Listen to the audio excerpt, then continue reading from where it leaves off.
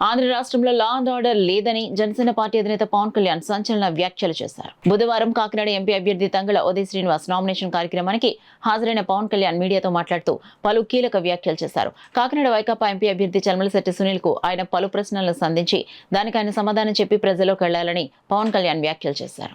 ఒక పార్టీ మీద నిలకడగా ఉండే వ్యక్తి అయితే నిజంగా ఒక జాలి పాపరే ఎన్నిసార్లు ఓడిపోయాడు. ప్రతిసారి అవకాశవాదంగా నిలబడటం, వెళ్ళిపోవటం, మళ్ళీ ఎలక్షన్ ముందు రావటం, ఇవన్నీ సరైన సంకేతాలు పంపం. ఉదాహరణకి నేను కూడా ఓడిపోగానే నేను పార్టీ మూసేసి మళ్ళీ ఇప్పుడు వస్తే బాగుండదా? అది నమ్ముతారు? అది ఒక దశాబ్దం కింద పడ్డాం, నలిగాం, కింద మీద పడ్డాం, బలం ఉండి కూడా తగ్గించుకొని మరి ఈ రోజున ప్రజలు గెలవడానికి కూటమి ఏర్పాటు చేసుకున్నాం.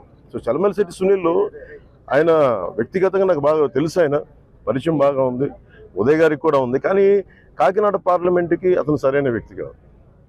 ముఖ్యంగా సునీల్ గారు చాలా కీలకమైన ప్రశ్నలు కొన్నిటికి సమాధానం చెప్పాలి. కాపు రిజర్వేషన్ని చీకొట్టింది వైసీపీ పార్టీ, అలాంటి పార్టీని రిప్రజెంట్ చేస్తున్నారు. 27 దళిత పథకాలు తీసేశాడు, దానికి సమాధానం చెప్పాలి. దళితులకు సంబంధించి బీసీలకి 34% నుంచి 24% స్థానిక ఎన్నికల్లో తీసేశాడు, దానికి సమాధానం చెప్పాలి. ఇలా 30,000 మంది ఆడపిల్లలు అదృశ్యం అయిపోయారు, అతను దానికి సమాధానం చెప్పాలి.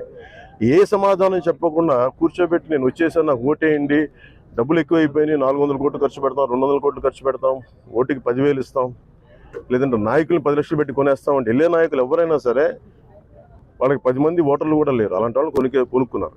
సో మేము కోరుకునేది ఏంటంటే తంగెళ్ళ ఉదయ్ శ్రీనివాస్ గారు ఒక చాలా దిగువ మధ్యతరగతి కుటుంబం నుంచి వచ్చిన వ్యక్తి.